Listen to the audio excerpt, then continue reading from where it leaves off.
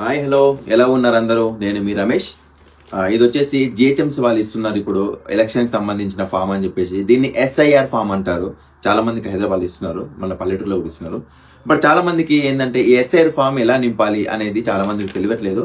నేను ఇప్పుడు దాని డీటెయిల్స్ డౌట్ని క్లారిఫై చేస్తాను. ఉదాహరణకి ఇది ఒక ఎస్ఐఆర్ ఫామ్, ఇది మాకు సంబంధించింది. ఫస్ట్ పైన 2 కాలమ్స్ ఉంటాయి, కింద ఒక్క కాలం ఉంటుంది. ఫస్ట్ కింద కనిపిస్తున్న కాలంలో ఇక్కడ ఎవరైతే ఫోటో ఉంటుందో వాళ్ళకి సంబంధించిన డీటెయిల్స్ అనమాట. అంటే ఒక్కోసారి ఫోటో ఉంటుంది, కొంతమంది ఫోటో రాదు.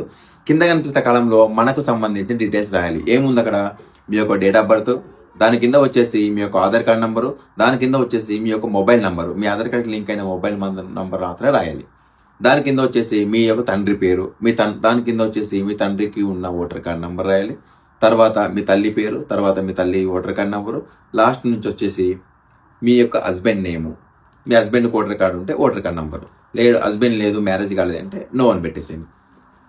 ఇంకోటి, ఫస్ట్ ఉన్న 2 కాలమ్స్లో ఏం రాయాలి, ఏ కాలంలో ఏం రాయాలి అని చెప్పి చాలామందికి డౌట్ ఉంటుంది. మీకు లెఫ్ట్ సైడ్ కనిపిస్తున్న కాలంలో 2022లో మీరు ఓటు వేసినట్లయితే లెఫ్ట్ సైడ్ కాలంలో ఫస్ట్ మీ పేరు వస్తుంది. సెకండ్ దాంట్లో మీ యొక్క ఓటర్ కార్డ్ నెంబర్ వస్తుంది. థర్డ్ వన్లో మీ యొక్క తండ్రి పేరు వస్తుంది. ఫోర్త్ వన్లో మీ తండ్రి నీకేమవుతాడు, తండ్రి అని వస్తుంది. ఫిఫ్త్ వన్లో మీ యొక్క జిల్లా పేరు వస్తుంది. సిక్స్త్ వన్లో మీ యొక్క రాష్ట్రం పేరు, తెలంగాణ రాష్ట్రం వస్తుంది. సెవెంత్ వన్లో మీ యొక్క నియోజకవర్గం పేరు వస్తుంది. తర్వాత కింద కనిపిస్తున్న మూడు బాక్సులు ఉన్నాయి కదా. ఫస్ట్ బాక్స్లో మీ యొక్క పిన్ కోడ్ నెంబర్ రాయాలి. సెకండ్ బాక్స్లో భాగం సంఖ్య, అంటే మీరు 2022లో ఓటు వేసినట్లయితే మీకు ఒక స్లిప్ ఉంటుంది, స్లిప్ పైన భాగం సంఖ్య అని ఉంటుంది, అది రాయాలి. తర్వాత క్రమ సంఖ్య ఉంటుంది, క్రమ సంఖ్య రాయాలి.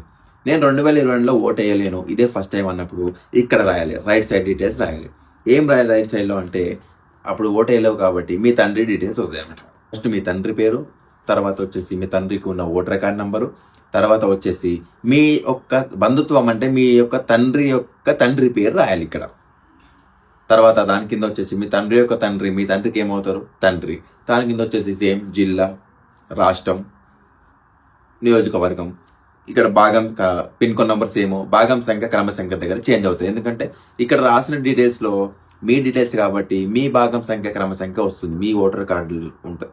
అప్పుడు 2022లో వేసినట్లయితే 2022లో ఓటు వేయలేవు కాబట్టి అప్పుడు ఎవరు వేశారు, మీ డాడీ వేశారు కాబట్టి మీ డాడీ యొక్క భాగం సంఖ్య, మీ డాడీ యొక్క క్రమ సంఖ్య వస్తుంది. ఓకేనా? దీన్ని బట్టి మీకు ఈ వీడియో క్లారిటీగా అర్థమైందని నేను అనుకుంటున్నా. మీకు ఈ వీడియో నచ్చితే లైక్ చేయండి, షేర్ చేయండి, ఒక 10 మందికి తెలియని వాళ్ళు కూడా తెలుసుకుంటారు. ఓకేనా? ఉంటాను, బాయ్ బాయ్.